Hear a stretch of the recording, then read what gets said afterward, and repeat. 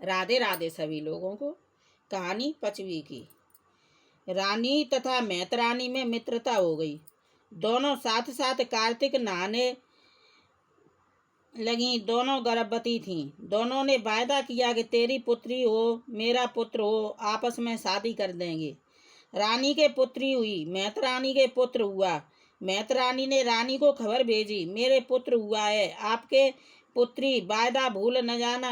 अब रानी को चिंता हो गई कि मेरी पुत्री मैतरानी के घर जाएगी। चिंता के मारे रानी सूखती जाती। राजा ने पूछा कि तुम क्यों सूखती जाती हो? तो रानी ने बताया कि हम व मैतरानी ने कार्तिक नहाते समय वायदा किया था, मेरे पुत्र होगा, तुम्हारी पुत्री तो शादी कर लेंगे। लेकिन मेरे पुत्री हुई और उसके पुत्र हुआ।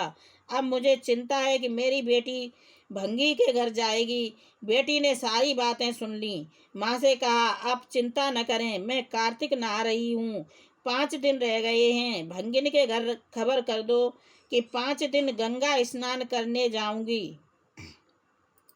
अगर भंगी का लड़का मुझे पकड़ लेगा तो मैं उसके साथ शादी कर लूंगी। अगर नहीं पकड़ पाया तो मेरी माँ का वायदा खत्म हो जाएगा। भंगिन ने कहा, गवाही कौन देगा? रानी ने कहा, सुआ साख भरेगा। भंगिन के लड़के ने रास्ते में पापड़ कचरी की दुकान खोल रखी थी। बेटी गंगा नहाने जाने लगी। माँ से बोली, माँ गंगा नहाने जा रही हूँ।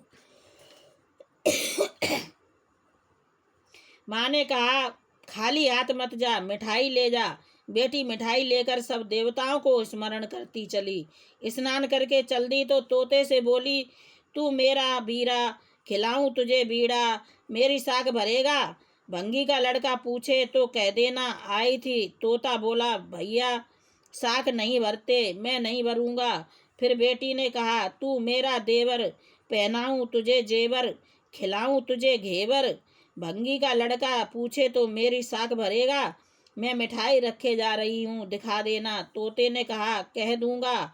भंगी का लड़का रात भर तो जागता रहा। सुबह सो गया। बेटी आई, नहाकर चली गई। तोते ने भंगी के लड़के को मिठाई दिखाकर कह दिया, आई थी, चली गई।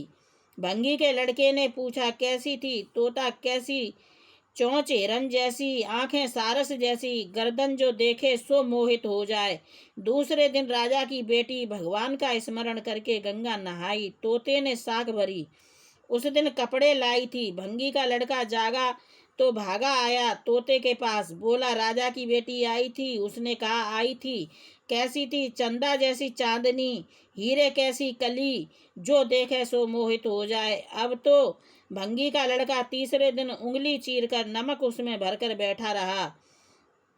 रात भर जागा, सुबह सो गया। उधर बेटी माँ से कहकर भगवान का स्मरण कर गंगा नहाने चली।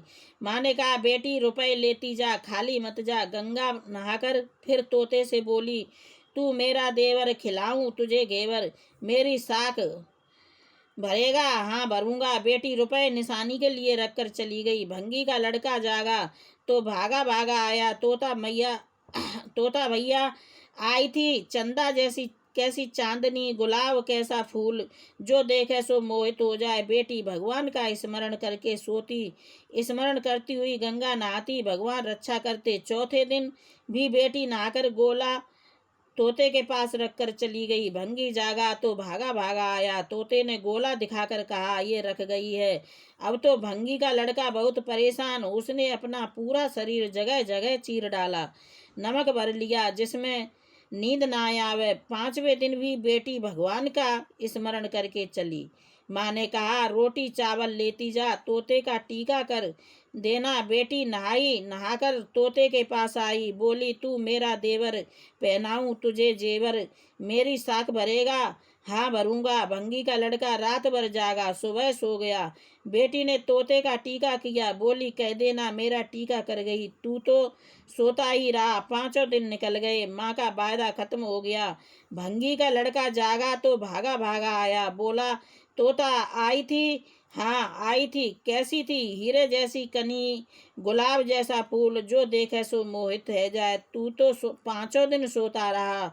माँ का वायदा भी खत्म हो गया। भंगी का लड़के का पूरे बदन में कोढ़ हो गया। अब तो वह बहुत परेशान, तमाम इलाज करवाया, ठीक नहीं हुआ। पंडितों ने बताया कि इसने किसी लड़की को गलत नज़र से देखा है, उसके सांप से कोढ़ हो गया है।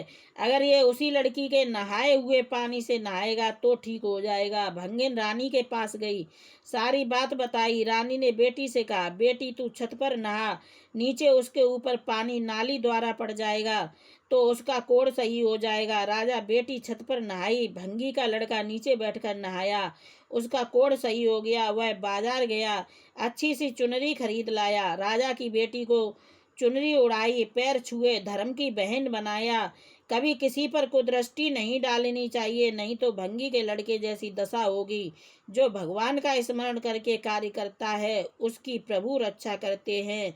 जैसी भगवान ने राजा की बेटी की रक्षा की, ऐसी सबकी करना। जय